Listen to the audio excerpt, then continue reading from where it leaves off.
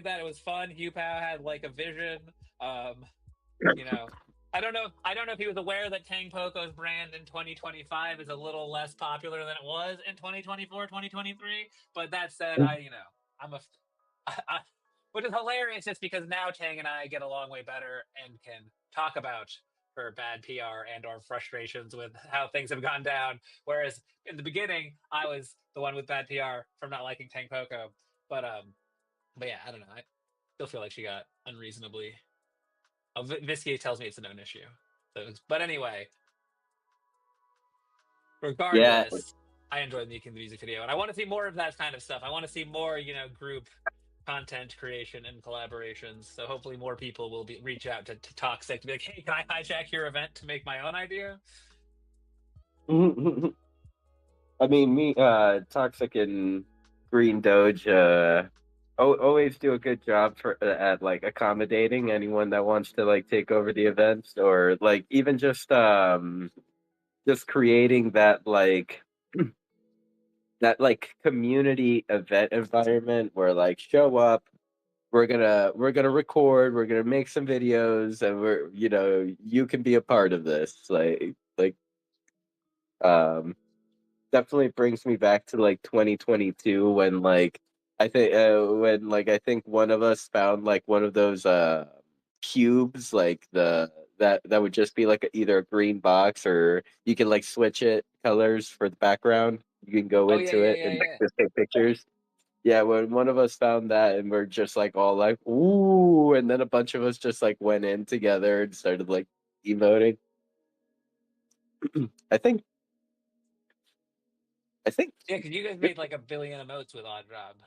I wasn't there that yeah. day. Yeah, I was like trying to think. I think like you're in those pictures.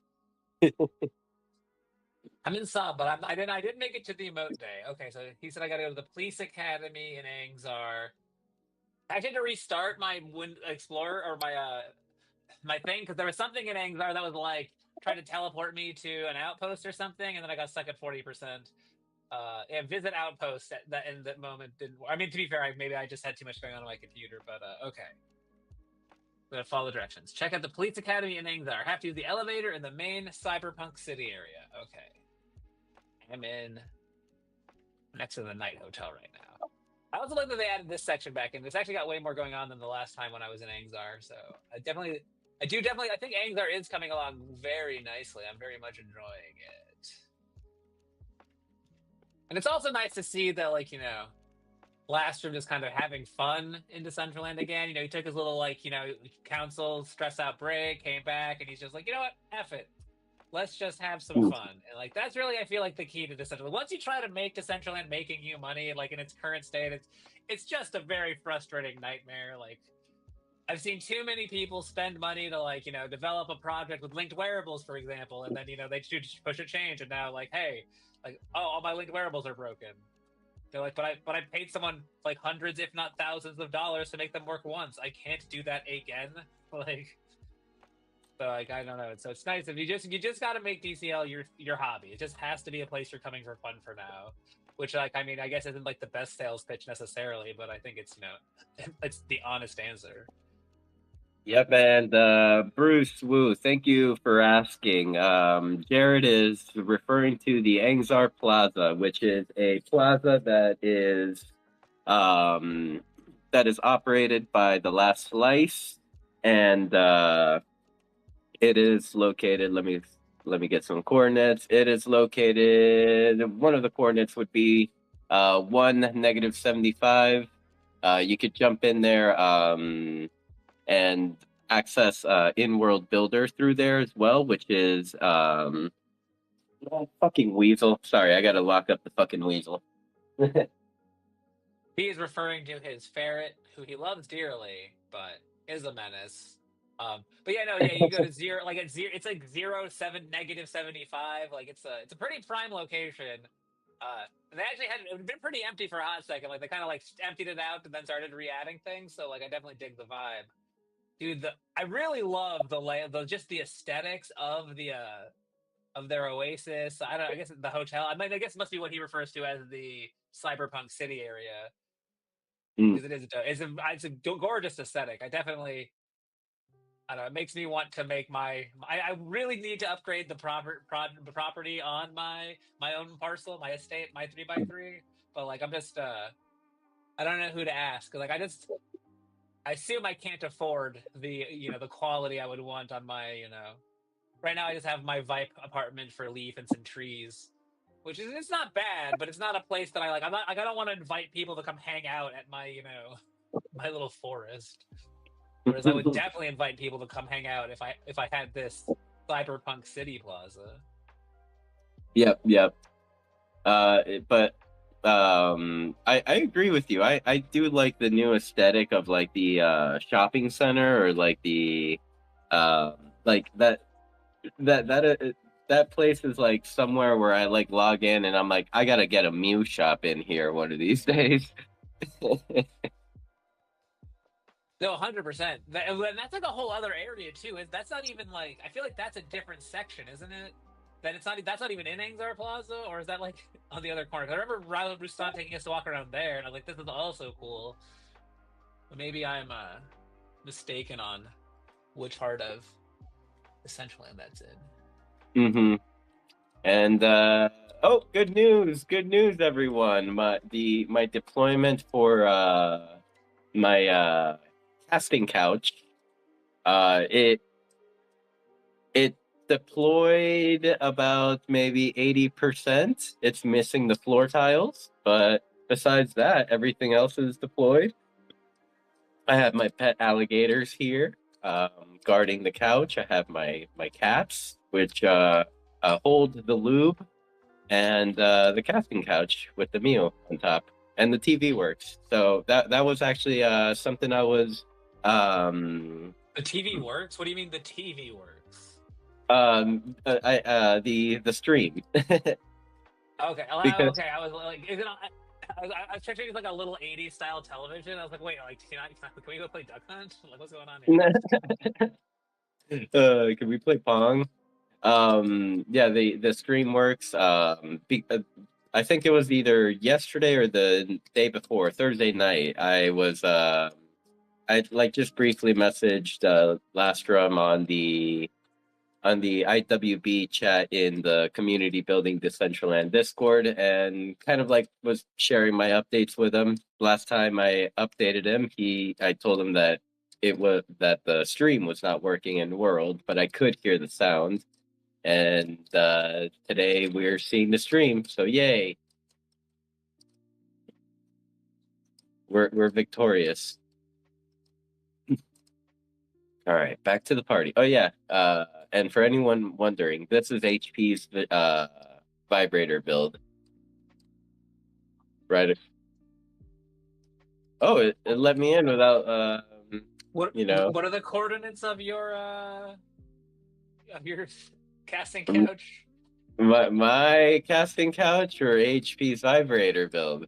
I mean, they're basically they're same, really, right? Whichever one. Negative negative 51 comma negative 105.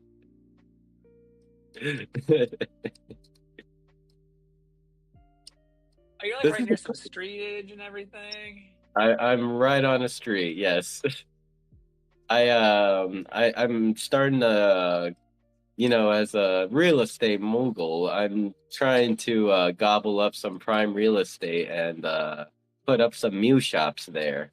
I'm gonna turn Mew shops into a whole franchise all around Decentraland. I support this marketing strategy. You might Yep, want to pick real estate that isn't, right next across to giant, Vibrant. yeah, dildos. It's probably bad for business. I guess it But depends on who you're marketing to, I suppose. I mean, Sinful, Meat Stick. It's basic. This is a casting That's couch at least for now.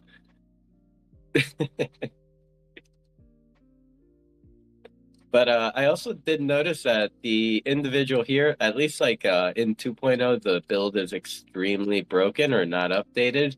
But I think in the browser, this build belongs to 187JD or JR. He used to be like an artist that would hang out here in Decentraland all the time.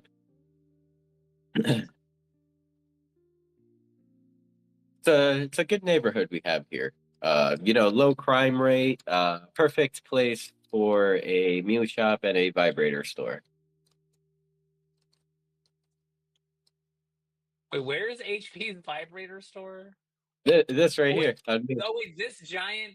Oh, love. Oh, home honey, love honey. Oh, I see. it's Okay. broken. It's broken right now because of 2.0. But if you like were to actually like pop in the browser, like the displays here are displays to like some very high tech um personal toys, like really high tech. Like one of them has like this sucking motion to it. It's fucking nuts. I never thought like we'd live this far in the future, but here we are. Got it. Oh, okay. I thought this was one of the. This is actually a little more tasteful. I mean, it does say Juno Well, butt plug you like underneath that it, you but it is a little more tasteful than what I had imagined. I thought you were like across the street from like the giant like rainbow penis, but this is a more tasteful, like that's something Oh, you will find in a nice, well gentrified neighborhood. Like rich white women would love that facility. They'd be like, yeah, obviously. exactly. Low crime rate. Very safe, very safe. Yes, yes, very safe. And yes, the Juno butt plug actually is a product that really caught my eye. Not for myself personally, but like just because of how the design of the Juno butt plug. It looks like it had multi but it was made from multiple materials. And it has a nice ergonomic handle, so you could just like for quick detach pulls, like Oh, good. Oh, when you good. want to Yeah. make popping noises.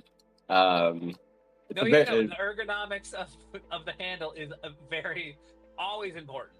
I think it's an yeah, under-discussed function, and and in your oddly, butt plug. shockingly, Right. Decentraland related. That's what I'm trying so hard to not embrace my inner child in like just a respect because since Kenneth is not here, like to correct us for this will be off the rails. Yes.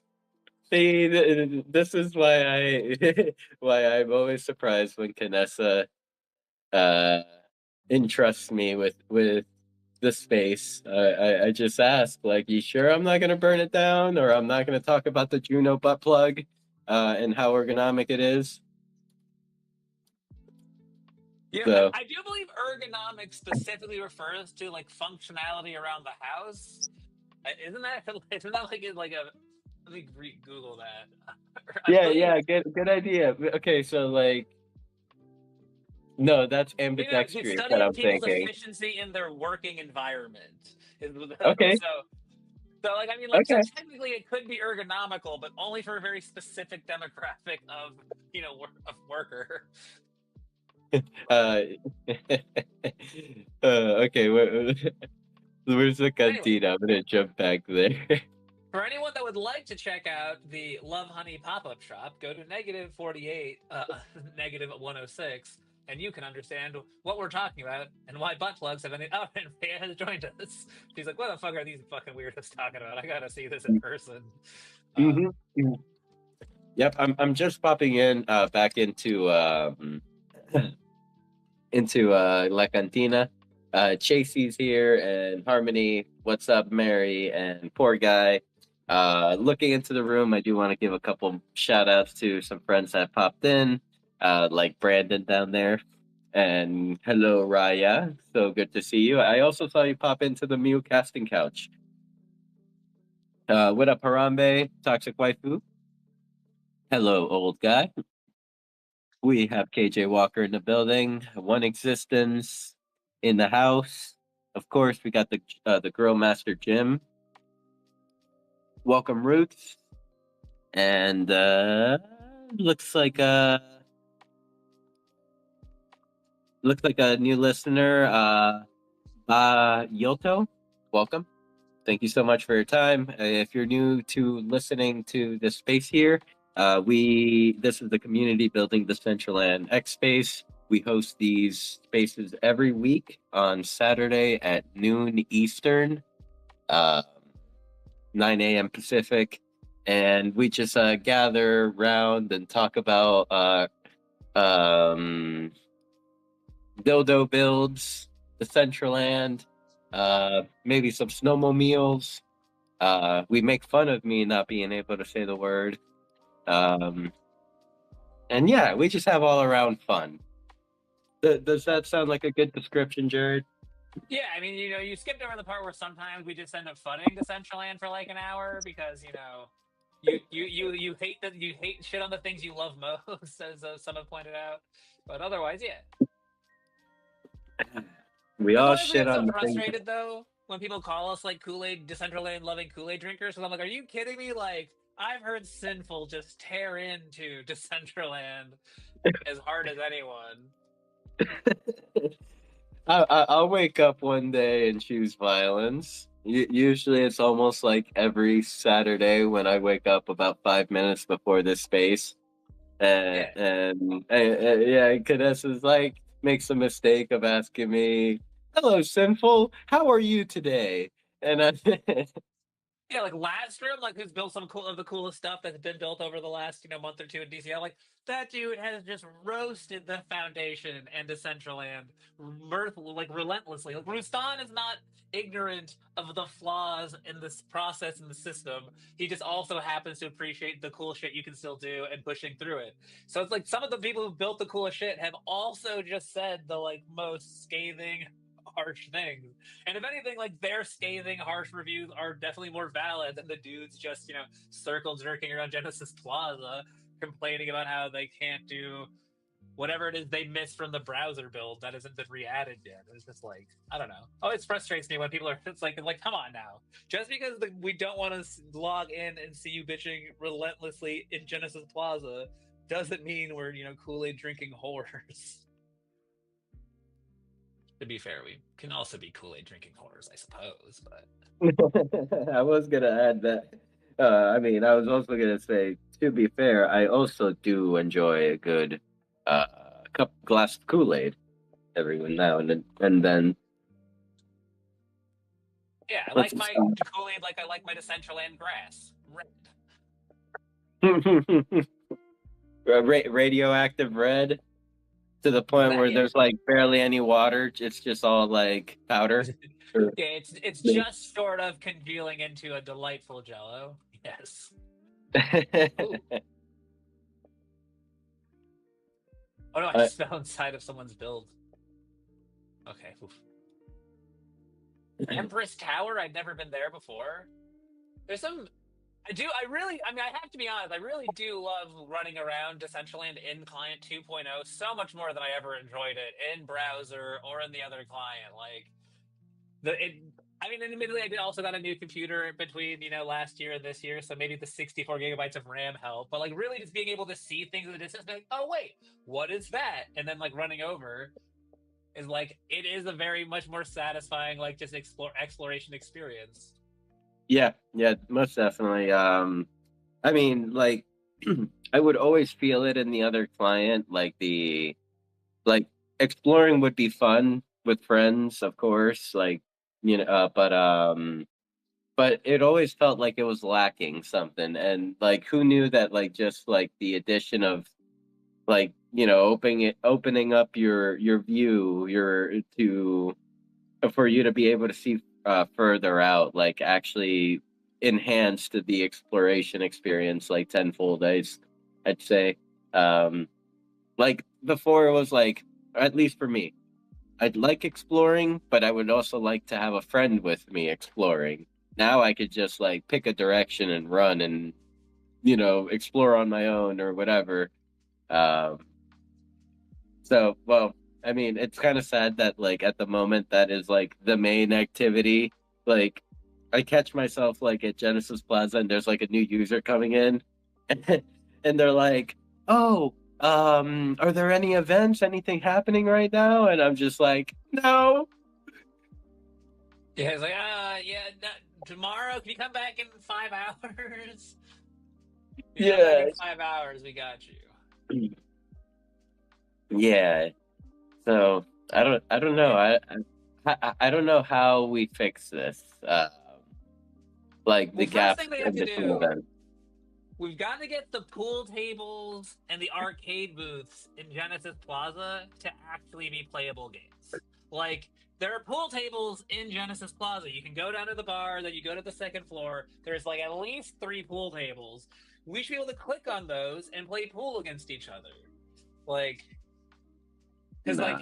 because of my big gripe with Decentraland's gaming implementation in this first round of iterations is like the games are kind of like pretty basic. It's like word search. Like, are you fucking kidding me? Like slide puzzle. You brought me. Well, let's bring gaming to the metaverse. Oh, let's do slide puzzles. Like, go fuck yourself, slide puzzles. I don't enjoy those in the real world. I'm not going to enjoy that in the metaverse. But like, if we could like make things feel more organic and less just like weirdly mashed. Like Minesweeper, don't get me wrong, Minesweeper can be enjoyable. That was what made Windows 95 interesting to people. That is not why people are coming to the metaverse. Like, if we could just like get like more organic, like a pool table, put a fucking arcade game in there. Like like pinball. Like, we could play some pinball. Like, that'd be like at least novel for 5 minutes. You know. No, Ooh, I just no. got I mean, Walkabout Wanderer. That's exciting. yeah, definitely have a point there. I mean, there's even like a basketball court that like, why not make that experience kind of like at the moment it's like a local experience. You when you pick up the basketball, only you're seeing it. When you shoot it, you only see the basketball being shot, and you have your own scoreboard. But why not like open it up to like being able to play with someone else or being allowing others to watch? Yeah, I agree. Well, I think that kind of comes down to the core of some of the things Decentraland is still currently worst at, like which because I don't know what the shoot was like when you were there, but like for the music video shoot for with Toxic and Hugh Pow, like they were trying to kind of master the part where like because it was also another DCL content creator, Father Finn had brought to my attention because he was trying to kind of replicate what they had already done for his own creation. He would made this spinning platform because he wanted to do a roller skating like ice rink video, and so like since you can't actually move into mode in Decentraland yet, he was like, well, I'll make my whole world move. But like if you move too fast, you desync from the people around you because apparently the way it like communicates to you when a mode is happening is by like communicating to you the location of that user. So if the platform is moving, it'll like desync and then everyone will just be stationary. So like Mean Green Doge and Toxic and the team, like they'd figured out exactly like how fast you can move and still keep emotes working. So like they need to just like ramp that up. Like I don't know if it's about paying for like faster servers or like what the tech needs to do so that we can actually like see each other in real time doing what we're doing, but we need to figure out how to do that so that like at a cost effective way. Breaking news. Uh, Angzar's doing it. We should just turn Angzar into the new Genesis Plaza. I mean, I don't totally hate that thought. I just there's something like I still want like I want that landing spot to be better, but I don't. I still there's something that brings me joy about hanging out at Genesis Plaza to an extent. I do. I don't know. It I shouldn't be the know, best I place to know. hang out in Decentraland, but I do like hanging out there. Yeah, I know what you mean. I know what you mean. Like the aesthetic is very visually pleasing. I am in my happy place when I'm in Genesis Plaza, running around, exploring it, whatever it may be. Um, like it is definitely like a joyful place to be in. It's just that like it, not that it doesn't work, but I would like to see more functionality to it. Yeah. Yeah. That And said, shout out to Vince and Varga. I accidentally insulted something about the Genesis Plaza once, and I found out he had built most of it. So I don't. I felt bad because Vince seemed like a lovely person. and I want to say hello to One Exist that has joined us up here in the stage. Hello, One Exist. You went to Hey, Imperium hey. Denver, didn't you? Yes, I'm at the airport now. You seem I so just came out. hungover. No, I'm on headphones. But I did a poll once already about making Angzar the new Genesis Plaza, and nobody was too thrilled about it. Now you have me on board. Me and my 69,420 voting power. Yeah, but yeah, you still have a lot of VP for someone who only recently acquired land. Yeah, I haven't reached peak voting power on my main account. From now on, all voting power will be redirected to a different account. Oh, interesting. Yep, that's gonna be my meme, my Dow meme. And if anyone ever looks at my account, they'll know.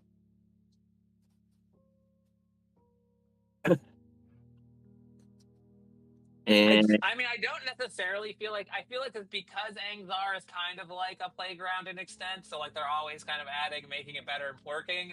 Like I don't think that should necessarily be the spawn location in that like you want something that's consistent and kind of like set in stone, which will obviously lead to becoming feeling old and stale as our Genesis Plaza does. But like I feel like it is like some level of consistency and like not necessarily being an active playground is a good idea. Now I think eventually the Gangzar will probably reach a place where they're like, well, I guess we need a new plaza to play in because this one's pretty dope and perfect. But like for the moment, like I think it's because like the second you make it, the spot everyone lands, there's gonna be way more complaining anytime you change something and it breaks. So like, I think that there's a freedom that comes with not having it be that spot. But don't get me wrong, if they finish it and it all looks as fucking dope as the steampunk city or the cyberpunk, the Oasis, then by all means this should, because it is definitely one of the doper spots. But it should be allowed to stay as a untethered creative space for a bit longer. mhm. Yep, I mean, Angzar every week is getting better. The NPCs are running around now, so it looks like there's like a little bit of life in that in like the shopping plaza area or the commercial area. Forget exactly what it's called. Um, and like I would like to see the like I would like to see what could be built on the rental areas. Like if that I would like to see the Explorer get even better. I mean, it's cool to be on there, but I've been wandering around for 20 minutes and haven't seen a damn thing but trees, bushes, and rocks. the Explorer, like the Decentraland, like Mo- on web browser. the mobile, the mobile. Oh, Oh, oh yeah. I mean, I agree with that. That'd be dope to get the. We gotta. I mean, hopefully, once the DAO committee or council picks, the OpCo leadership, hopefully that they can start, directing some kind of funding into like, getting a proper team beyond lean and whatever one other person is working with them on that. Because I agree that it'd be cool to see the DAO build, the mobile version be usable. But And my it'd be even avatar, cooler if you could see us, the client 2.0, people could see the people using mobile would be ideal. my avatar's ass takes me back to when I was 28. I assume it's flat. Is what's happening in there? he's Rustan definitely at and an Anko airport. have some wearables that can help with that. We got we got Lastrum up here. He's gonna tell us something mind blowing, probably. I'm still Welcome, looking for Lester. this stupid elevator, by the way. Maybe I'm in the wrong place.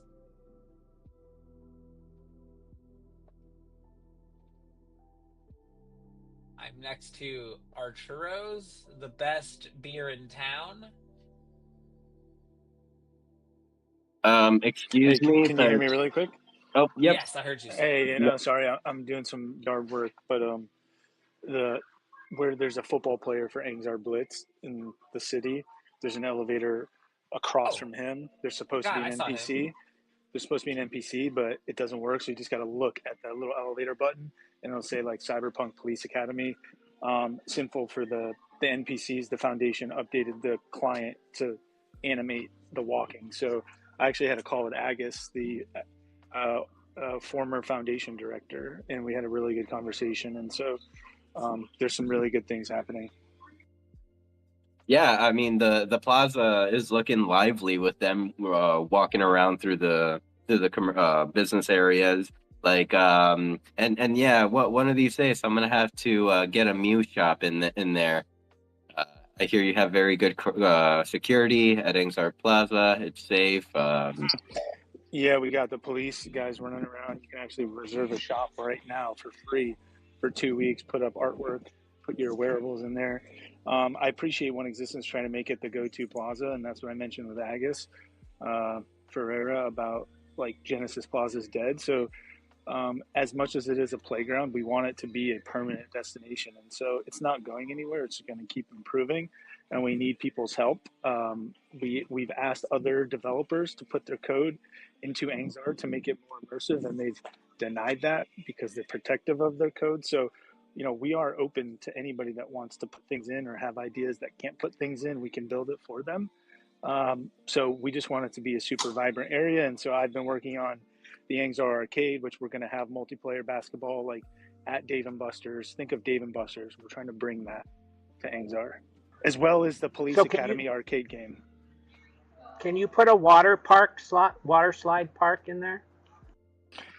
I would love to. Not right now. We can't enforce like move the avatar, as Jared was mentioning, beyond a certain speed without them falling through colliders, or actually apply physics force to the avatar. You have to gimmick it by putting them on a movable platform, and then that movable platform can't go too fast. So there's some definitely structural challenges. But I've been inspired on Twitter. The one person who's done like the AI version of a flight simulator, and like 5,000 people played it. So he kind of blew DCL out of the water. So I was like, well, shit, let's do that. So I'm working on a flight simulator as well. That's going to sit on a world server. And anybody can come in and fly planes and shoot each other and stuff. So that's going to come in Angzar in about a week as well. But the Police Academy is the newest update. So would love for people to check that out too. Do this. The vibe in here, I got there. I made it. It's super. The vibe is dope. The so far you just have it's just speed and accuracy are the things, right? Speed and judgment. But again, like as playgroundy as it is, Jared, like if you think sounds should change or guns should change or modifications or like upgrades or downgrades, let us know, because I'm literally just winging this, like the floor material, all of that. So just keep in mind, like we can make this the best that we want to make it, because nobody else is telling us to do it. So like let's do it for ourselves so we can enjoy it.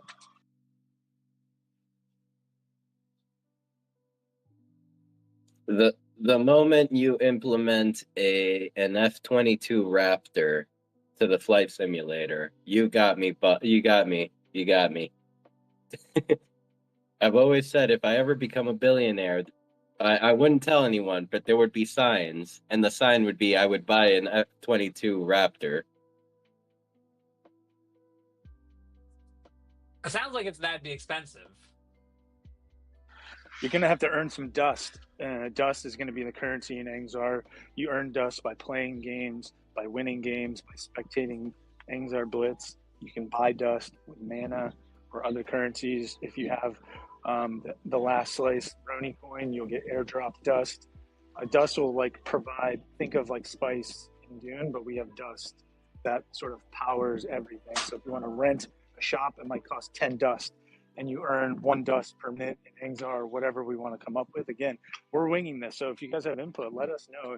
Otherwise, we're going to keep losing to other people who make a a browser-based multiplayer shooter in 4 hours that gets 5,000 people playing at once.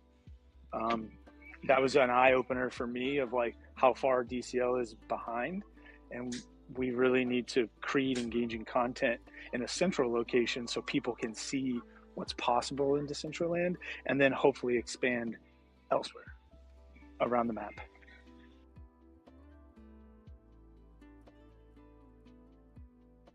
Well, I think you have been doing an excellent job of demonstrating what is possible. I definitely think that you guys have been crushing it. Oh, like you guys, and then like Toxic and Mean Green Doge are like the only people I feel like actually pushing the boundaries of what is, and Rustan, of course. But you guys, I guess I mean all of Last Slice, which is, I don't have to call out Well, who's there's done as well, but no one else. I appreciate it. There's no one else developing, so it's like who's going to make Genesis Plaza more vibrant? Nobody. Who made the games? Dapcraft. They're no longer. Like, no one's building anything. So, of all of us that's left, like, let's just make some fun stuff. So yeah, let me know what you think of the police trainer. I made it like overly big on purpose in 3D space so that when you have the like spheres being shot across from the cannons, it actually gives you some cool depth. But yeah, any comments, please let us know, because I love Police Trainer. That was one of my favorite games. It was that and Gauntlet Legends were at CC's Pizza growing up, and those were the two games I loved playing.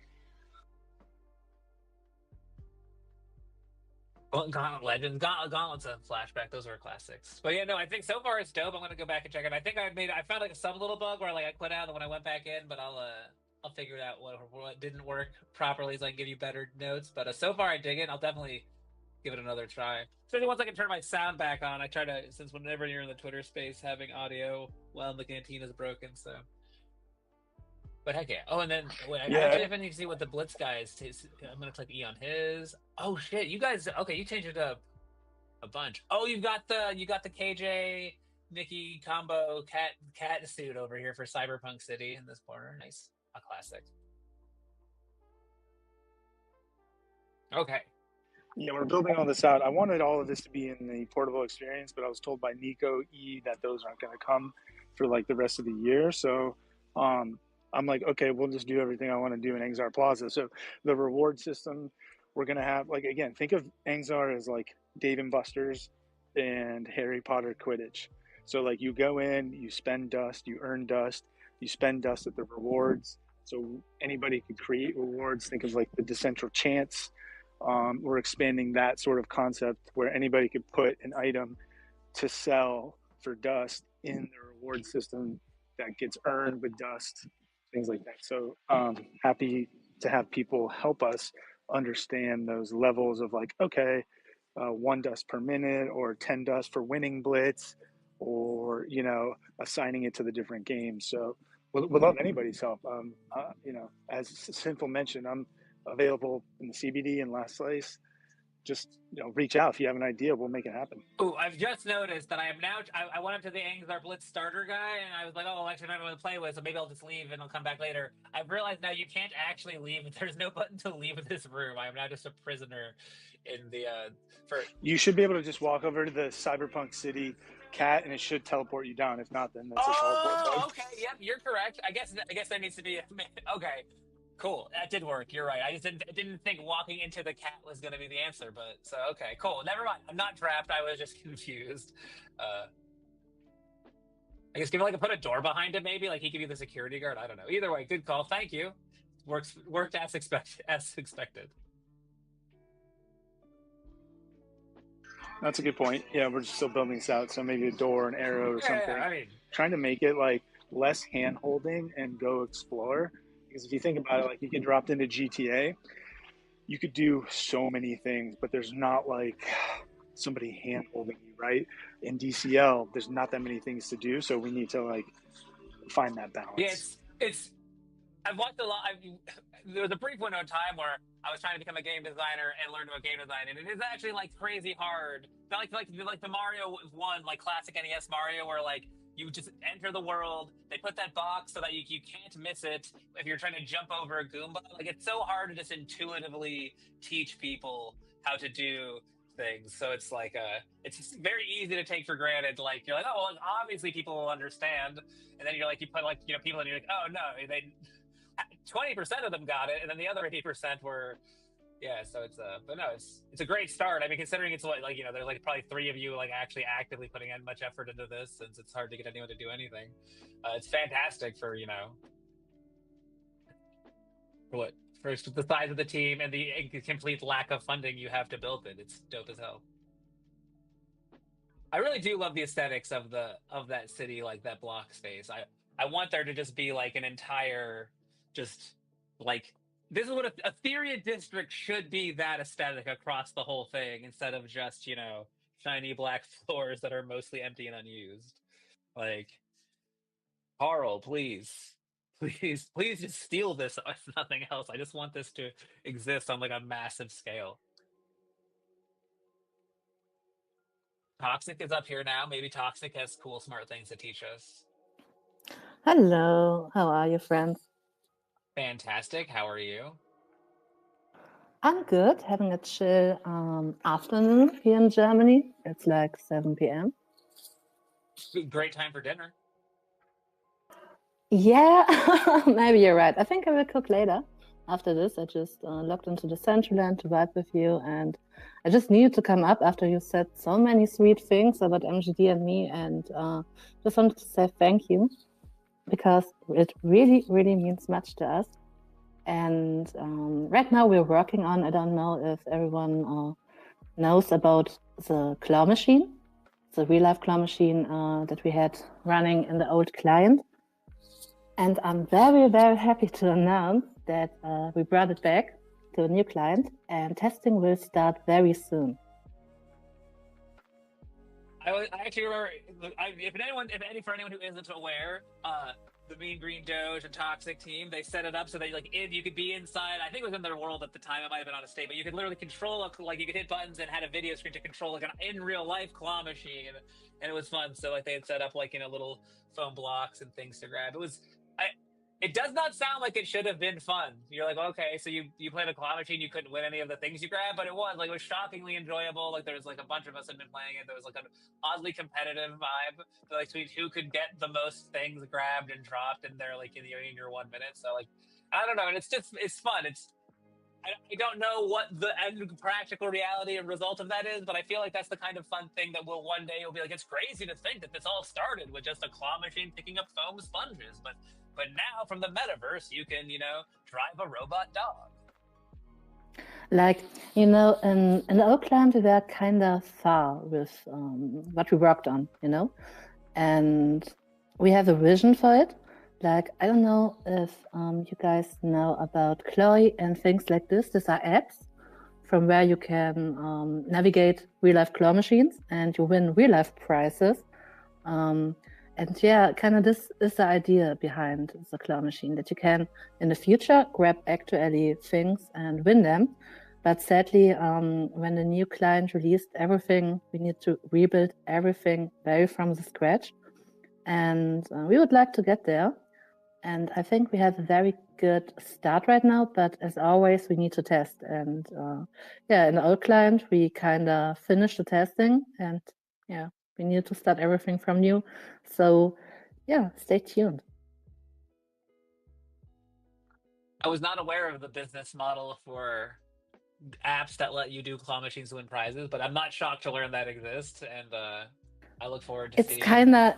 It's kind of a hype, not maybe in Europe, but in the Asian countries, it's kind of big, and we just want to find out, and I think in English it's called fuck around and find out, but please correct me if I'm wrong. We just want to take a look how far we can get this, and we're always working on the metaverse real life bridge. And the claw machine is a very fun way to test it for us, because you can immediately see what you're doing, and I think it's a kind of fun way for users to test with us. But I agree. In the last client, it was a little bit laggy, but I'm kind of satisfied with how it's running now. So yeah, sorry, I'm always a little bit nervous when talking here. Oh, no worries at all. I mean, you are using your third language, and I'm told that I don't translate well. Most people internationally will always say things like, "Oh, sinful, Knessa, Lastrom. You guys are so easy to understand." I have no idea what's coming out of Jared's mouth, so. But yeah, it will be cool if you. I mean, I think it's almost impossible to make anything in Decentraland though that isn't laggy. So I think that that was on them. So hopefully, as the new client gets better, you guys will be able to overcome those challenges. I think right now you would be surprised how less laggy it is. So as I said, I can't wait to test it. And what you said about the understanding the English, this space, it's really easy for me to understand everyone. But like on Thursdays, I'm on tripping with Nikki and Tangy, and Tap I'm Streaming joined us the last few weeks. This is kind of hard to understand for me, like British English, American English, and then Canadian English. That's like masterclass for me for understanding. But yeah, it's kind of easy for me. Yeah, the English is, I agree with you, weird. Like they throw in some slang terms that are, you're like, wait, what? The fuck is a zebra crossing? You got zebras? They're like, no, we don't have any zebras. Then why do you need a zebra crossing? In Germany, it's also called zebra crossing, like Zebrastreifen. Really? Zebra stripe. Yeah. For anyone who doesn't know, that's what they call crosswalks. But okay, well, I think that's just because of ancient imperialism. Clearly, that's a holdover from some kind of war that happened in the 1600s. Those pesky British. But yeah, no, I don't know. Is there any good events going on at DCL? Well, is there more Hugh Pow filming? Because currently on the Events Explorer, it does indicate that there will be another Hugh Pow Wednesday. Sheesh, I need to update this. But no, next week is Toxic Tuesday as usual. To be honest, we haven't planned to make 2 events this week. But Hugh Pow had such visions that we just needed to have like 2 events to capture everything. I saw the first edits. And I think we will have the release of the music video next week.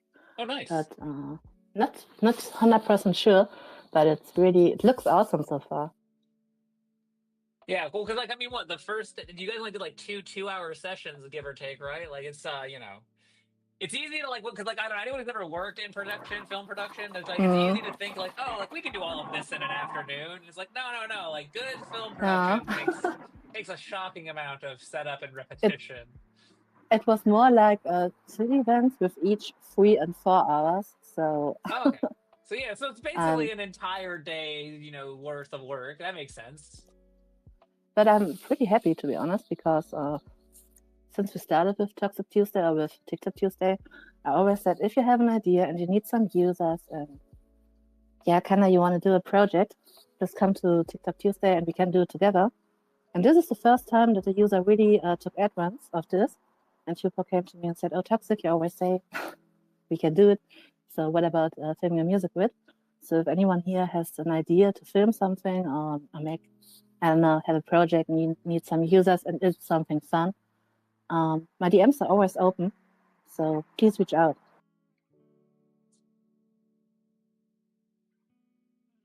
Oh yeah, hell yeah! Hopefully, Hugh Pow will be the first one and show it, and then more people will be like, wait a minute, I've always wanted to do this, but I was afraid to try to organize all these people, and then but Toxic, you've already got them there, so let's do it. Yeah, and I'm very happy because I have MGD on the side that can make props and like the spinning platform that we were talking about earlier, such things. MGD can build them. To be honest, I think he wasn't aware how much work it would be. But I think it's because Hugh Pow had very clear vision, and you don't fight with Hugh Pow when he has a vision. So. I've tried to talk Hugh Pow out of having his hairy legs on display for years now, and he will not be shifted from his vision. So what? Like really? I love Hugh Pow's hairy legs. When I see them at Genesis, it's like, oh yeah, I'm at home. There are my homies chilling. His aesthetic is horrifying to me, but I respect it because I love that if you could come to the metaverse and you could be anything, and he's like, I just want to be a big dude who got a big nose, wife beater tank top, hairy legs. That's what I am, and that's who I want to be. And you're like, well, damn. I mean, fine. I mean, I can't live like this, but if you're happy, go for it, my guy. Yep, and there's other examples like Aaron's Doki. No, Doki's is art. Doki's is art. I thought when you said there are other examples of this, I thought you were going to immediately start talking about Aaron Loop's his gut hanging out shirt. I believe he published and loves to wear. I'm just like, why? You can be anything. Why do you want to be that? I was gonna mention him after Doki, but when I mentioned Doki, it's like mainly because of the hair, like prominent hair designer. But See, her that's avatar is brilliant. bald. That's artistic genius. Like that is Doki being, subversive and fantastic. Like like what is better than the person who brought us faces and hair and other fantastic wearables, only rolling up in like the most basic starter at wearables, bald.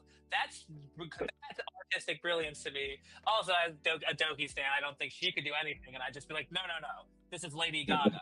She's genius. But Yeah, you're like saying like Doki is aura. Like, have you ever seen like those like YouTube shorts of like the definition of aura, and it'd be like that guy, that Japanese guy that works on like Nissan cars.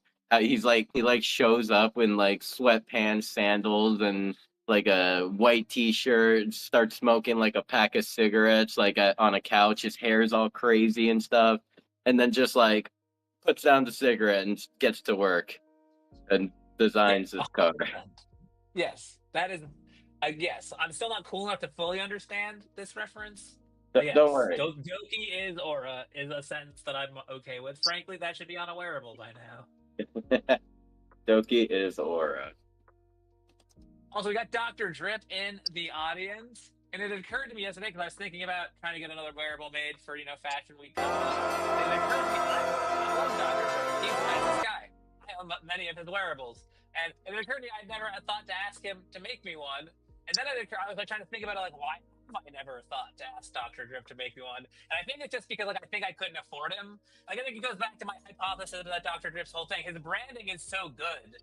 Like the Dr. Drip branding just emits like successful fuckboy energy. Where like even though I know Dr. personally, I know he's the nicest, kindest person. But I was like, I can't bother Dr. Drip with my request. And then I just trying to figure out how to message that thought to him, and it occurred to me that it would be a very weird way to cold open a conversation. And now it just came blurting out of my mouth here, as I see him in the chat. But regardless, I think I need to eventually work up the courage to ask Dr. Drip how much it would cost for him to make me a wearable, because the fact that I haven't got a Dr. Drip collab piece yet is an actual crime. So.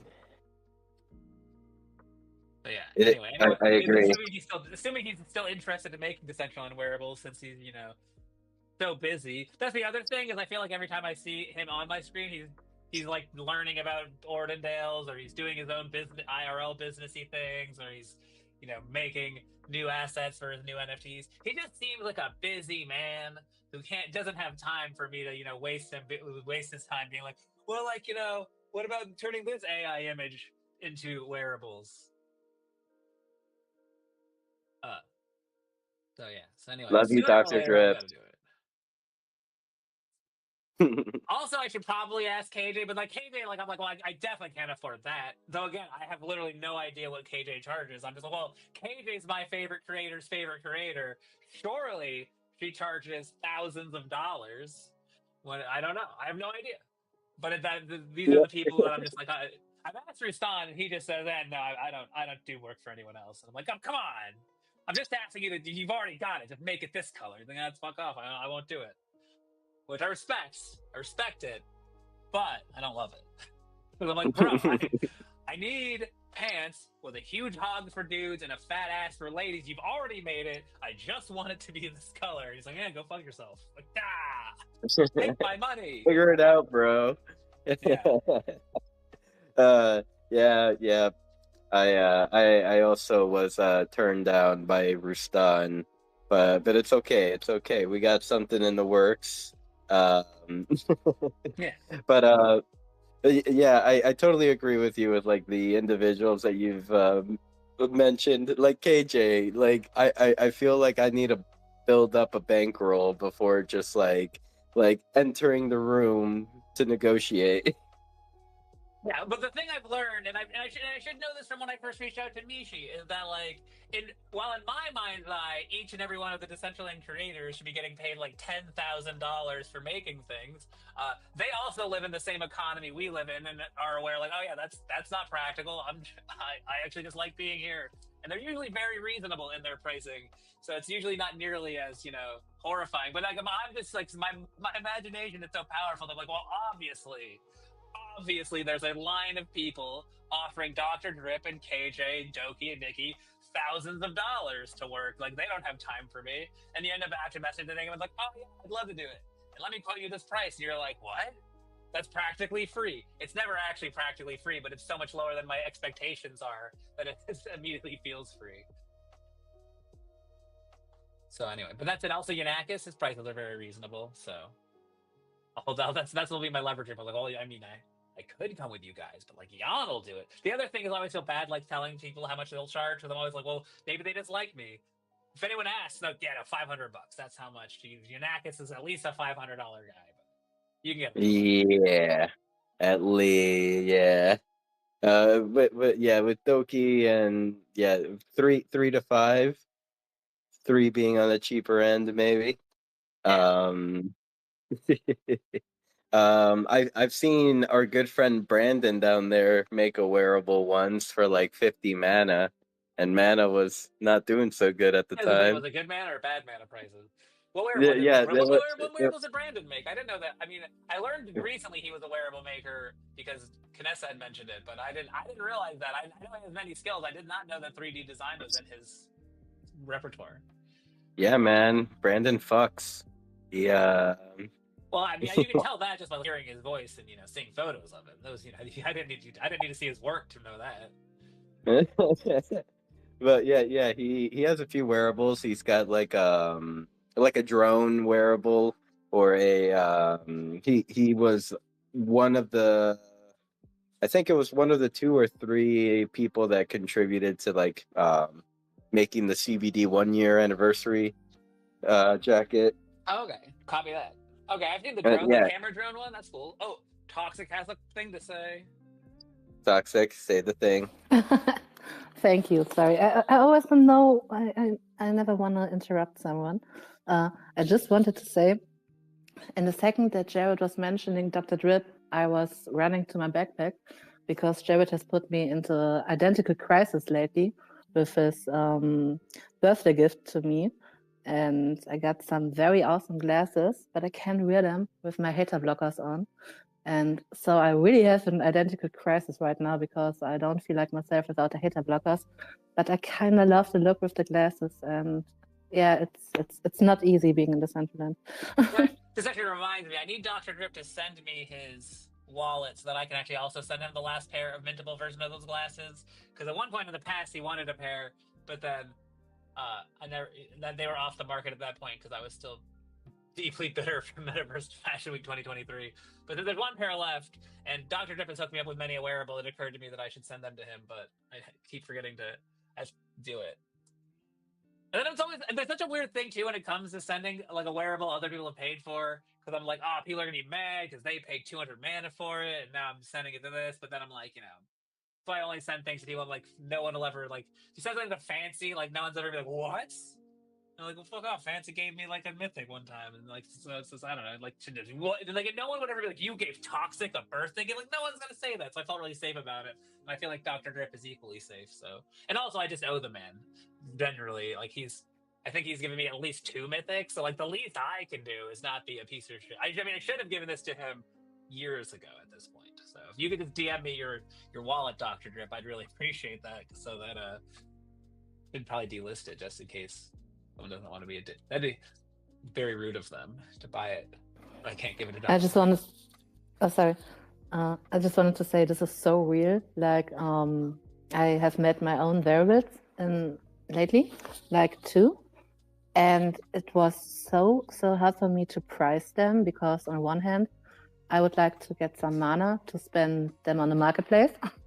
And on the other hand, I just want to give my wearables, the wearables that I have made, to everyone that I know.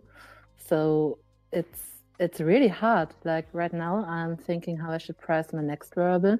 And I haven't got to a conclusion right now because I don't know. I have like 50 people I would like to gift it first before they pay for it, because I see many as my friends, and I kind of don't want that my friends are paying for me. I don't know. I think this is such a very hard topic.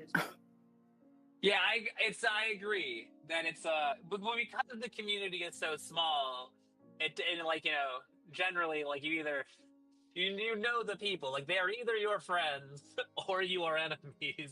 Like there's like you have an opinion about whoever the person is. There's no one in the space. Like there's so few new people these days that it's like yeah, I agree with you, because it feels like you don't want to take advantage of your friends. Like you're not like because that cheapens your actual friendship. Like if you're using them for monetization, then like, are we friends, or is this just like a lie so that I can give you my money? So I totally agree with you on that. Yeah, but to be honest, lately, maybe I'm tripping, I don't know, but lately I noticed that we got many new users at Genesis Plaza. Like in the months before, it was like really a ghost town. No one new coming in. But lately, when I chill at night at Genesis Plaza, I see so many new faces, and it's not like they're logging in one time and don't come back, but I see them several times, and it's kind of crazy. So I do agree. I think with it's you. a little bit shifting, maybe. I do agree with you. It feels like there has been a shift in the last like month or two. Like whatever Kim has been doing on the advertising front does seem like it's working. And also like honestly, I feel like Make deserves like a couple bucks. Like the marketing team should be like, hey, here's a couple grand, because like I don't know. I mean, I don't know whether Rhea, R-Y-Y-A. I think I say it wrong every time. But Rhea, but like I feel like maybe I assume she came in via the Beasts in a Make party, and not necessarily other Decentraland, advertising. So I think that I think there's definitely been multiple people have been successful in kind of reigniting excitement into the Decentraland universe. And I love this. Honestly, I love when the users are coming. There are so many friends in the Decentraland that are like, hey, who are you? Can I help you? What brought you to the Decentraland? And I really love this welcoming mentality that we all got here, and I hope we never change. Yeah, well, I mean, I think that many of us know or remember, like, I've seen it firsthand, like, you can never convince someone that the person who gave them their first wearable is a dick. Like if, like, I well-publicized beef with Mr. D. I don't get along with him. We've just struggled. But, like, he's hooked many a person up. He's been very kind and offered good things to lots of people. And, like, and it's same on my side. Like there are lots of people don't like me. There are people I've been wearables. Like if you like the first person who gave you like your first cool clothing or wearable or helped you with something in Decentraland, like it's like you just can't convince people they're like Altcoin Radio was like my tour guide around Decentraland. And and he can definitely be crazy. We've had our falling outs, but like at the end of the day, like we're still bros. Like we still shoot the shit. And like if someone wanted to come up and be like, oh, like that dude's a prick, I'd be like, well, he can be, but he's like still one of the nicest dudes, and like and like he showed many people. There's like a whole generation, CK, like there's a whole like generation of people like that. Altcoin Radio was like their first tour guide around Decentraland, and like no matter what happened, like people are like, oh yeah, I don't know. So like I think there's incentive to be nice and welcoming to people, like you're. And like it makes you more likely to come back. Like when someone sends you your first wearable, like the reason I started buying wearables was because like someone had given free wearables away at an event. I was like, oh, it is cool that I don't have to just look like everybody else. Let me go spend way more money than I should in the marketplace.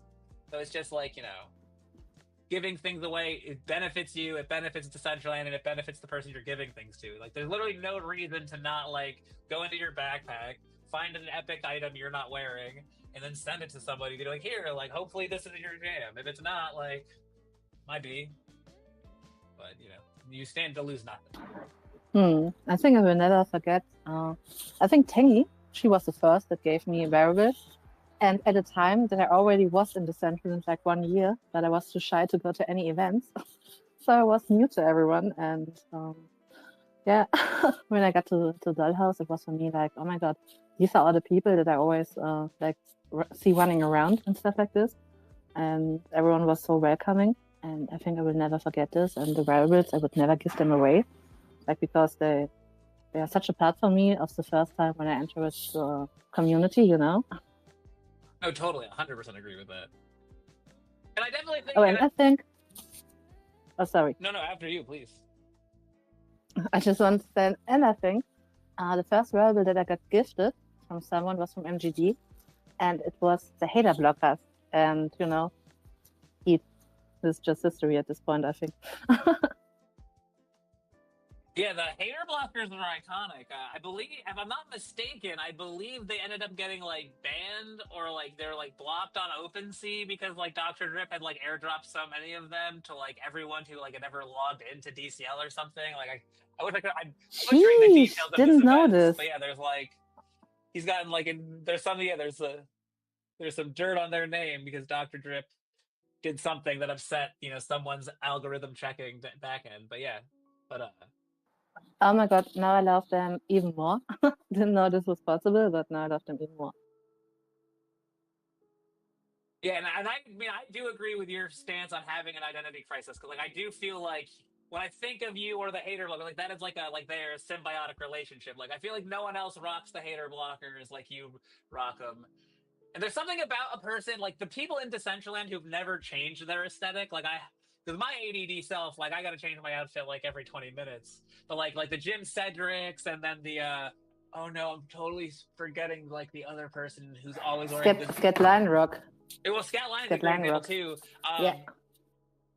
There's the dude who's always wearing the like black robe by Hikaru, and then he's got the wings. I can't forget him, but there's just a few people that have just literally. Metaryuk, maybe? No, not Metaryuk. Metaryuk? No, that's not the one. But regardless, the point is just that like the people that have never like you recognize that person, and there's like that is there's something about it that I do respect, and I wish that I had the attention span to just stick with one aesthetic. Like HP, for example, he's wearing the exact same wearables almost. I mean, he does change occasionally, but he always goes back to the same beard, hat. Carl, for example, he's always wearing like the Wonder Zone, steampunk fit. There's definitely people there's people that just have that vibe, and I definitely respect that. Though, but to be honest, I would always recognize you for your style. At it's. I don't need the name tag. Yeah, maybe it's that, but I don't know. There are a few people. I'm thinking of you and Mary Shark, for example, always rocking a different look, but you always recognize them. Or Canessa, you always, when you see her in world, you have no doubt this is Canessa. And maybe this is even the bigger skill at this point, to always wear many different things and still be recognizable by everyone. So that's fair. I think that they're like Mary Shark. I feel like there's a couple times they'll be like they'll change it enough, or like, wait, who's that person? But at this point now, if I just see someone who's like clearly owns hundreds of wearables and is like an aesthetically like attractive woman, like I bet that's Mary, and it almost always is. But I do agree with you that there's usually like some like chord. I think mine is, I guess, the blue hair probably definitely helps. I've also now recently, since I got my dead fella, acquired my green skin, so I think that will keep me pretty recognizable. But yeah, I guess you're right. I do, like Canessa. I'm trying to think, what is the thing Canessa does that is always Canessa? Because you're all right. There's absolutely because Canessa's not wearing the same thing every day, but you're never like you see Canessa and you see Canessa. So I am curious. I'll put more thought into what is she doing that is very effective at that. Because you're right. I think at one point there will be someone writing articles about us and our digital identity, and I hope it's someone of us who does this. But I just thought about, as I said earlier, my identical crisis because of the hater blockers and the glasses. You had another really big impact lately on me, Jared, with the Bug Club. I think the last book we are reading is Wheel of Time, Yes. And for everyone here, we have a book club in Decentraland by Master Rains. I think she was the one who organized this in the first space. And we have a really nice building made by MetaWolf, and we're meeting every month and reading a book together. And it's super much fun. And yeah, lately we're reading The Wheel of Time. And Jared, at this point, I'm balls deep into the second book already. How far into it are you? I am, like, in the second book, I'm at the point where the group is splitting into the parallel universe. Oh, no shit. Kind of stuff. Yeah. I don't know. I couldn't lay the book away. So I'm so hyped for the book club tomorrow. You can't. It's funny how hyped I am. I'm curious if Masta and Kanessa are going to manage to finish it, being as they like. I imagine they didn't, properly consider how much East Denver time was going to take up. But I also think, I guess, traveling, Kanessa probably could read on the plane. How about you, Sinful? Oh, How are you doing? I bet Master Wayne's read the book on like the first 5 days of the month, and then just reread it for the rest of the time. Uh, uh, I'm pretty much at the end. Like they finished the battle with the Dark One. I have comments on why, which well, maybe I'll ask it tomorrow. But I feel like they did Matt dirty with his name. Everyone else has a fantasy name. Oh, that's funny you Rand, say that. and then there is Matt. I was actually thinking about this the other day randomly, like within the last week. And the person who's listened to the series multiple times all the way through. But technically his name is Matt Trum, but I do agree with you that, like, Perrin Ibarra, Rand, those are definitely much more fantasy names. Egwene, Nynaeve, Matt. But, I mean, Matt gets done dirty in all kinds of ways. Matt's the only character from Edmund's Field who doesn't get a point of view chapter until book 3. So he got done dirty all the way around. But Damn, he's worth it though. Once you get his chapter in book 3 is great. All of his chapters are great. For those who don't know, Wheel of Time fantasy series by Robert Jordan started in the 80s. Robert Jordan died before it was finished, and then Brandon Sanderson finished it in like 2012. There's like 14 books. The last book has a chapter in it longer than like the first 2 Harry Potter books, so like it's they're long. But I was so like I remember being so anxious that no one would actually enjoy these books or the book. I was like, oh no, they're gonna just hate it. Because Robert Jordan, he gets roasted sometimes. He can be very overly descriptive at times. We're just like, okay, Robert, we get it. The wall is pretty. Can you please go back to dialogue now? Okay, so maybe that's okay. And this is probably something that I'll talk about tomorrow while we're doing it. Like my only other reference for fantasy books is Brandon Sanderson, and Brandon Sanderson does these like short, quick chapters that kind of leave you at a climax before it jumps to the next chapter, and it's like the next character. Oop. Oh shit. Okay, can you hear me? Sorry. Yes, we heard you the whole time. Okay, sorry. Yeah, so then it'll jump to the next character. Like with this book, I was like having, it wasn't trouble, but I couldn't get myself into the book as much as I did with The Way of Kings, the first book of the of Brandon Sanderson's series, big series, the Stormlight Archives. But yeah, I guess it could be due to that. Like short chapters leave you at like a cliffhanger, and so then I'm constantly on the edge of my seat wanting to read the next chapter. Yeah, I think that it gets a little bit more like that as it progresses, but because it was also like originally written in the 80s. Like Robert Jordan got his start like writing like Conan the Barbarian novels, like under like the whatever the pen name for that like brand was. So I could definitely see there probably being like as everything as we get as with all forms of media, anything newer is trying to harness the attention spans of us goldfish. So it makes sense that Brandon's probably perfected that some. Mm-hmm. One Existence, you accidentally went off of mute. Weiss and Tracy Hickman. Oh, One Existence. What was that? The Dragonborn series? Dragon Lance by Margaret Weiss and Tracy Hickman. Oh, that's hilarious. When you came off mute, I totally thought it was an accident because I could just hear like an airport person in the background, and I thought that was you like at the front gate, like trying to show your pass or something. I've heard Dragonlance is real good. I should check that out. Wait, Toxic or Sinful? Do either of you know who's picking the next book, and what are they picking? Because I'm either going to restart the Wheel of Time again, or. Well, that's the thing I kind of wanted to ask Toxic just now. I was gonna DM her. I guess I'll just put her on the spot this time. Um, okay, so like Toxic, I feel like last time when it was your turn, I like I didn't know what was going on really, that we were like taking turns picking a book. I feel like I kind of like stepped on your toes a little bit or something like that. Like you were leaning towards reading fuck what's that? Ready Player One. Yes, Ready Player One. And then I had like suggested like um Snow Crash. And then you had like kind of like switched your book from there. So I was gonna ask you like maybe we can pick this book together for my try, since I had kind of rudely jumped into making a decision with you when it was your turn.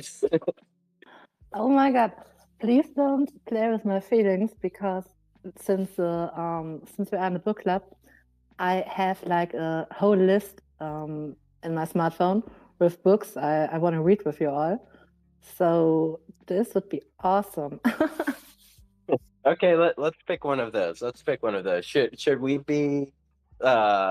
go like the easy route, like the Ready Player One, like, you know, classic?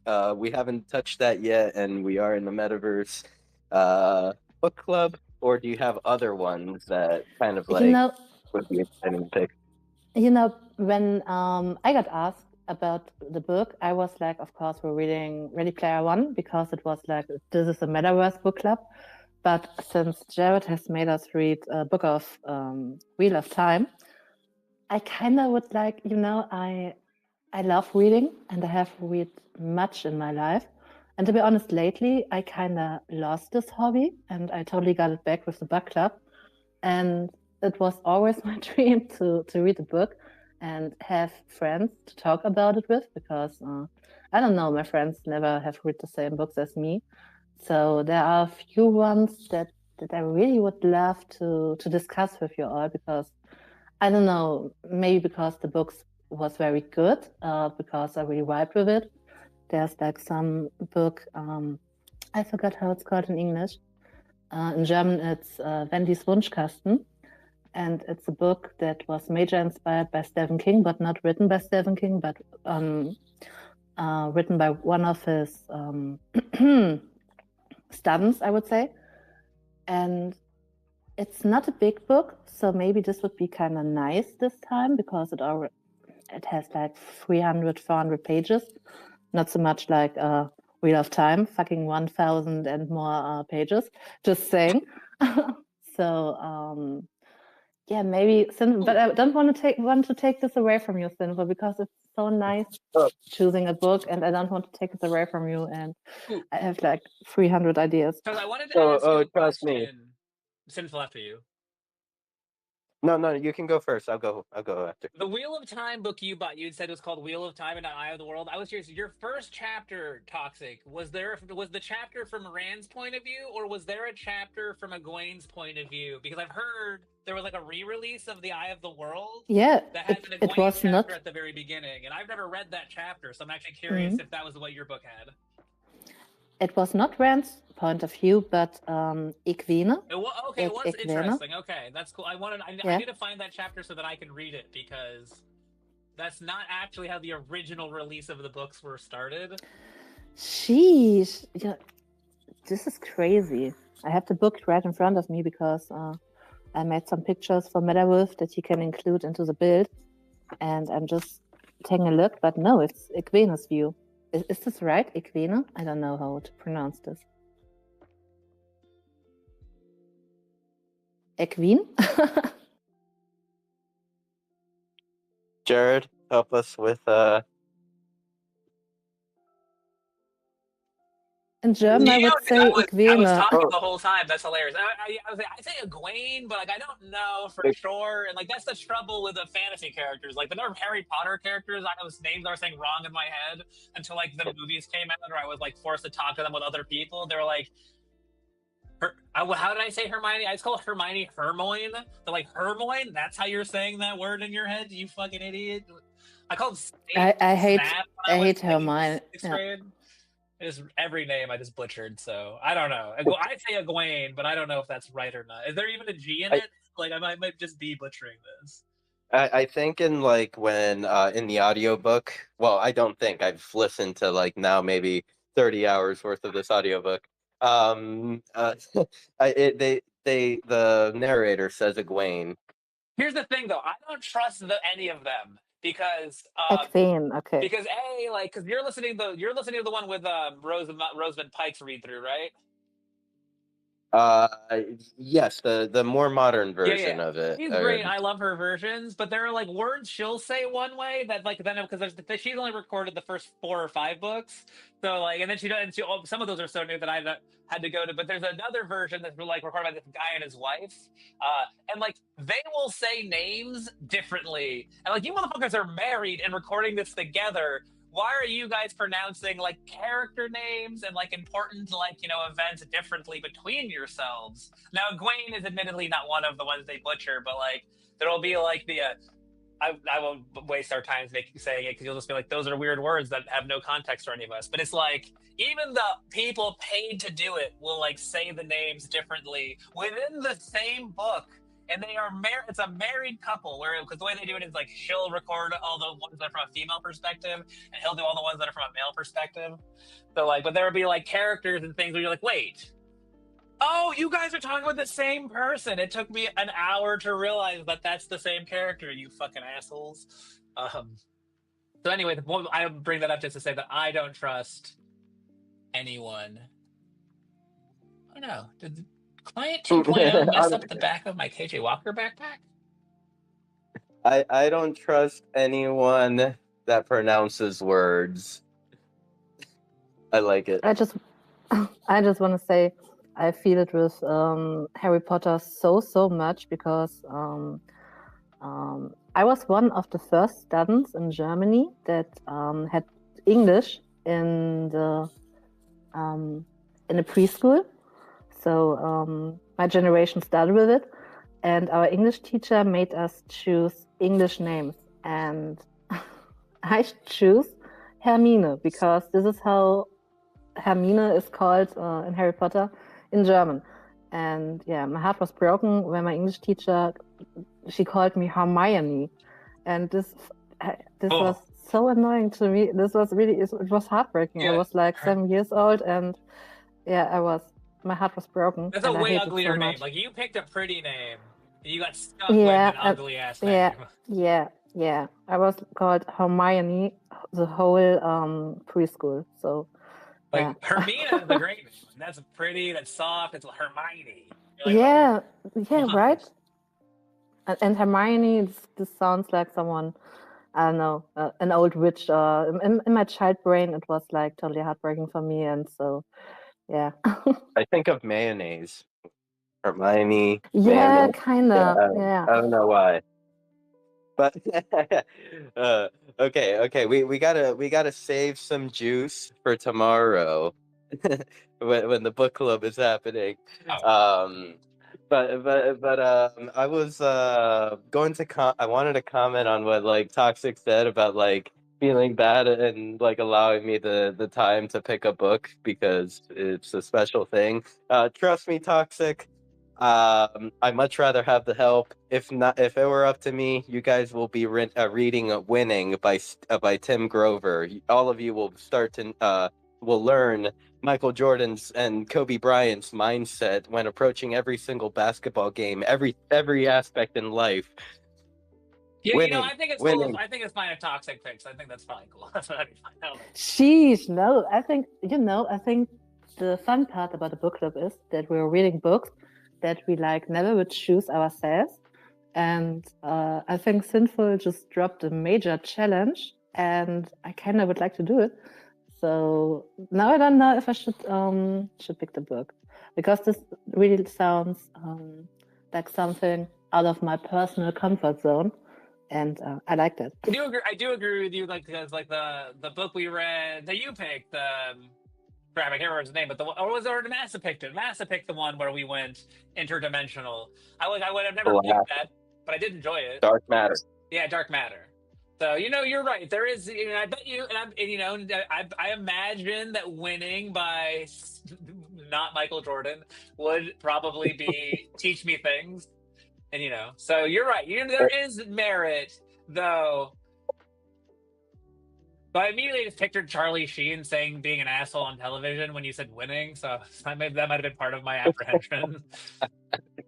Yeah, no, don't worry. I won't do it. I won't do it to you like that and pick like a total, what is it, nonfiction book, self-bettering book or whatever for our pick. I will look around unless Toxic would like to share the English name to that book that she wanted to. I just looked up, and it's called Grandy's Button Box, and it's like a mind-blowing book. I have a few other books I would like to read with you all, but they are like I think have the same length or are longer even than Wheel of Time. So I think Grandy's Button Box is a very nice, very short book, and it has like 3 parts. So if you're interested in reading more, you can do it.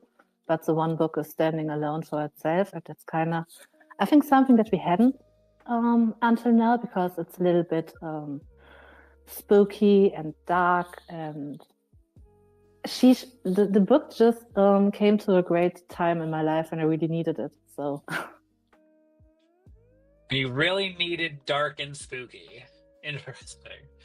The book is like, it starts when Grandy is just a little girl, and the whole world is in front of her feet, and she needs to choose a direction. And there's this spooky thing that's always by her side, and she needs to learn to live with it, and to even overcome her fear and to use it. And I don't know, it just it kind of resonates with me, so I don't know. Sorry. I mean, it sounds like a perfectly good reason to read a book. I mean, I'm down. It sounds like Sinful's down. So, what'd you say it was called? I'll Google it now so that I can find it. I would actually have Button Box. Grandy's Button Books? Grandy Button Box. Fucking books? B-U-T-T. Oh, sheesh. Grandy's Button Box. Oh, Grammys. Oh. By Lana Button. Sorry. Got it. Okay, you got it. You're good. And it's not your fault. by Richard. Okay. By Richard Salama. By who? Oh, sheesh. I'm sorry. No, the name. Wendy's. Okay, I found it. I found it. The problem the name is by also Richard Chismer. It's really hard to pronounce in German, and I don't want to try to make it in English. Sorry. I'll just go and tag you in the book club channel and ask this one. Oh my god, friends. This is awesome. Thank you. I'm so happy right now. I was thinking like, oh my god, I need at least 1 year, because we are so many in the book club, to suggest the next book. So thank you very much, Sinful. Nah, I mean, I stepped on your toes when it was your turn. So yeah, but I choose the book without thinking about what to read, what I want to personally read, because I was like, okay, this is the Metaverse book club. I was just not prepared to share my own favorites with you all. So even if you wouldn't have stepped on my toes, and you didn't, just saying, I would have chosen a book that I thought was fitting for the Metaverse book club, because I don't want to annoy you all with my.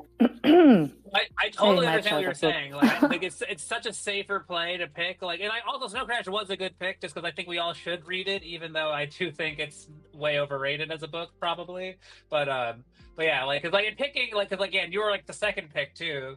So yeah, being third pick, and then just selfishly picking an almost 1,000-page fantasy novel that I'm just like, I just want to force. I just need people to talk about it. It was oddly stressful, because I'm like, man, like if I just assigned you guys like a miserable homework assignment you all hate, like I'm gonna feel like an asshole. So it was a relief that at least 2 of you greatly enjoyed it. So I get why you would have been reluctant to pick Gwendy's button book button box out of the gate. Button box. Yeah, it's in German. It's called More Beautiful, and in German the book cover is like really outstanding nice. I just saw that the English version doesn't look as nice. But just bring the ball back to metaverse and community building.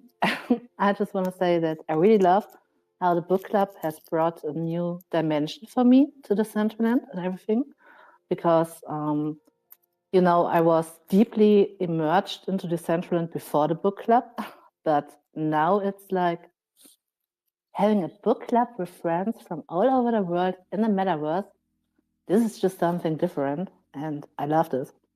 Yeah, it was super funny at work because I was like for last month, I was like, oh, I gotta get done work fast because I gotta go to my book club. I just went this new book club event, and people looked at me like, wait, you're in a book club? That's weird. You don't have book club vibes. But then the other person was like, oh, where do you have to go? And I was like, oh, well, the metaverse. Like, I just have to go home, and they were like confused. They're like, wait, what? Is this as important as you made it sound? If your event you have to make it to is just on your computer, what kind of lame video game are you playing? Not only did you throw one curveball, but you threw two. Yeah, it was very hard to digest. I'm shocked to learn. I still can't report it, but the people of Vermont are like shockingly computer illiterate. Like, there's like, it's insane how many people here just don't even have a computer. I'm just like, what? Like, you live in the middle of nowhere. Like, how do you you need a computer to just stay in touch with the world? What the fuck are you doing? Like, I don't know, like, I like hunting and hiking. Leave me alone. I'm like, okay, those are cool too, but please, just get a computer. Yeah, at least have a computer that you access when you get home from hunting and fishing and hiking. These motherfuckers, like, they like barely have our past flip phones. It's crazy. I mean, I assume it's because all the people that I want to talk to about nerdy stuff who have computers are all like introverts who just don't leave their home anymore. Like, I assume that's what's happened, is that you can't find the, because like if you still live in Vermont and love nerdy shit, you just accept it, like, oh, I just have to stay inside and hang out on my computer alone. So I assume that's my problem. I need to like find where the Introverts Anonymous meetings are, and like that's where my people are in this state. I just gotta find your people. Gotta find your people. All right. Well, we've been going for about 2 hours, and I am starting to get the hangover hunger. So I think, what do you guys think? Good time to close down, or are there any pressing topics you would like to bring up? For me, it's a good time to close, so I can cook in peace and make some dinner. Nothing pressing. But just want to say, today is no ABC. The Tikan announced it earlier, and so no ABC today, sadly. No. Oh, is today the day the Cat House event is happening? I'm not gonna go to it, but was that the day? I remember there being like potential overlap with ABC. Yeah, it is overlapping with ABC. I don't plan to go either, but kinda I would like to go. No, I would like to have someone of us go there to check out what's going on there and to tell the others, because I'm a little bit interested. Like, I want to know what's going on there, but I'm not going. Yeah, I want to support anyone hosting events in Decentraland and coming to Decentraland to build, but I've never been to the Cat House build. The only reason I know it exists is I once was like trying to think of a parody name for the baby dolls to like put into like, some fiction I wanted to work on, and I ran by Tank Poke. I'm like, hey Tank, can I like change parody you guys to the Cat House? And she was like, no. And I was like, oh, I'm so sorry. Like, I didn't mean to be rude or anything. She's like, no, that's the name of this one place that films porn 24 hours a day in Decentraland. So please don't change us to that. I was like, damn it. So and I've also just heard bad reviews for his porn. I've heard like it's not even like people are like, oh yeah, and it's like, tasteful and classy, or like, oh yeah, it's like really high quality. And I'm like, no, it's just like cheap and scary. And I'm like, oh, that's not great. You don't like scary porn? I mean, what? I mean, scary. Like, I mean, like with like prosthetics and fun, theming. Who doesn't love a good werewolf theme? But I want no graininess. I don't know. Maybe I'll go, but I don't know. I don't know. I mean, you describing just like made me sparked the interest for me to like show up. Halloween themed or Halloween scary porn does not Yeah, like if that's what's happening, then maybe that's hilarious. Like if it's it's that's what they Like, mean, then I'm down. But I suspect that's not what they meant. to be honest, like I was there once when no one else was there to check it out, and there were films playing, and I imagine that that a porn cinema is like this. So the I don't know. Thinking of watching this stuff with my friends, this kind of feels, I don't know. Yeah, Maybe I'm prüde, like I don't know. Maybe no, you're German. If I know anything about Germans from the internet, y'all freaky. But I mean, please don't reply to that. that's I true. don't want to make this weird. Please I pretend I didn't say that. I don't gonna fight against this. So, but yeah, but I agree with you though. The idea of watching porn with friends feels weird. I made it my whole life. Right. I didn't even watch like Two Girls One Cup with friends when I was a boy. Like, I didn't need to do that. Like maybe it's my Mennonite roots. Maybe I'm a prude. But yeah, like I agree. Like just like just chilling next to Canessa while yeah, that sounds terrible. That sounds like it sounds very uncomfortable and weird. Like nothing wrong with a little bit of spice, like I really enjoyed the Metabeddies party at the dollhouse with all these beautiful women with axes and very short panties. Like, yeah, why not? But I don't know. I don't know if I have an opinion on this yet, but yeah, like don't get me wrong. Like, listen, porn is great. Doing things that you enjoy. I will never shame anyone's kink if you're not hurting anyone. Like, by all means, anyone who wants to go and have a good time, you do that. But yeah, like I'm not sure that's I'm just not sure that's for me. That's the thing. That's the thing I want to do alone, or like with one other person who I have developed a very trusting and deep personal relationship with. Not like someone I met in Genesis Plaza a couple of times. But so if there's an event, would this and this is happening, would it be considered a metaverse orgy? Yes. Toxic said yes, then it's a yes.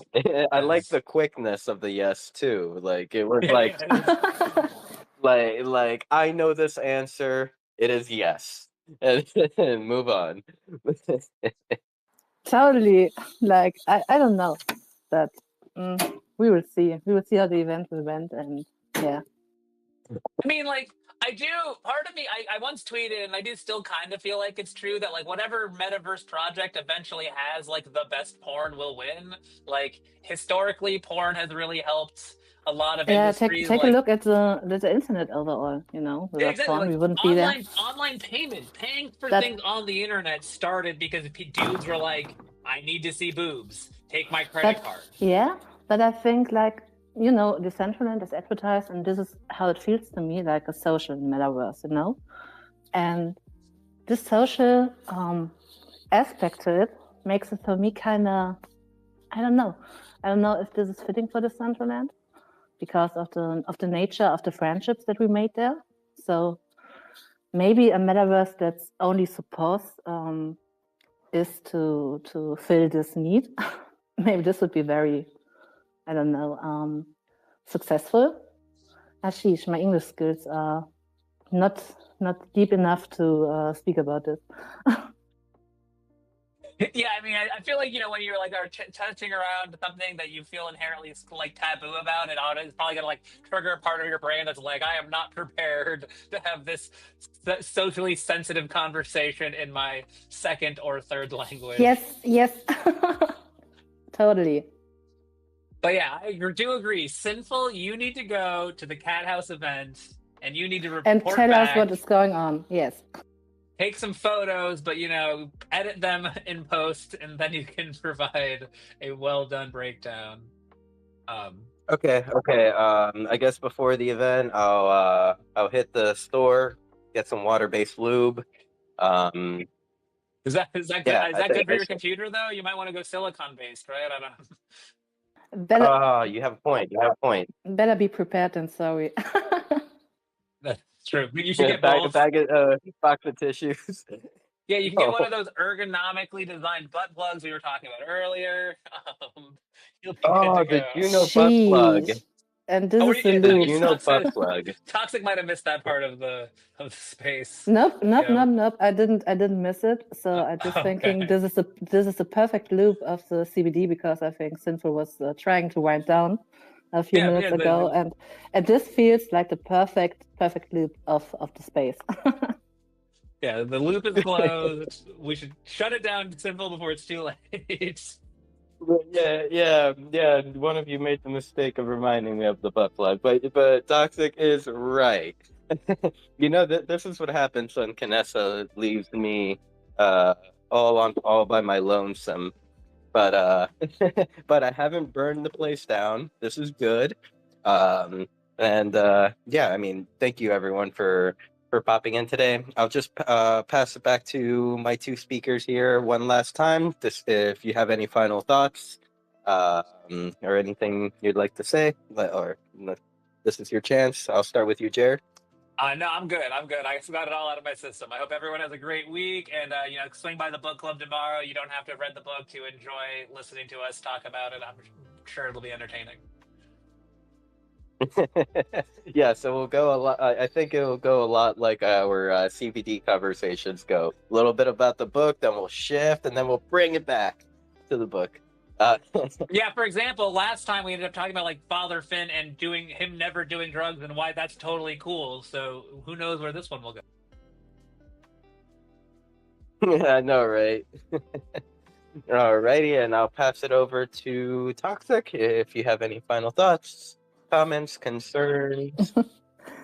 No concerns, just thoughts. Really enjoyed the conversation today. Just want to say, yeah, no ABC today. Keep an eye out for MGD and me testing the claw machine in the next week.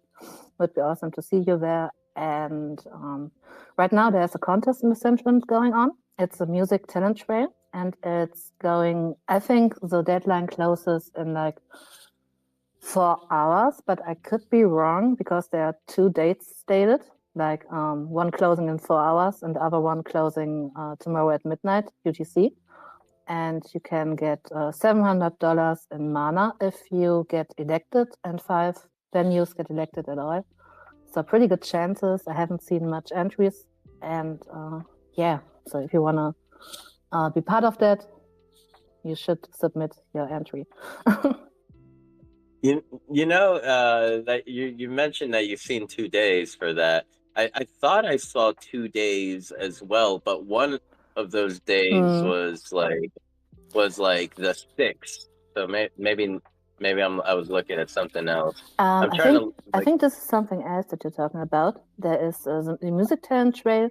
The problem is in the form it's stated that you have time till tomorrow, but Bay Buckner has written it in the Discord with a timestamp, and this timestamp is ending in 4 hours. So I'm thinking of what it's ending at the 6th, and I think this is the variable contest that's currently going on. Okay. Well, thank you for sharing those details. Like here, I had completely forgot to share that, but you got me covered, Toxic. And yeah, keep an eye out for any like future events, everyone. Like let's see, I'm seeing the post here for Metaverse Fashion Week. Looks like there's going to be a $4,000 prize pool. Submit your proposal for a Metaverse Fashion Week 3D experience and celebrate infinite identities in virtual fashion for a chance to win. So there's that. If anyone is curious, just head over to Bay Beckner's X.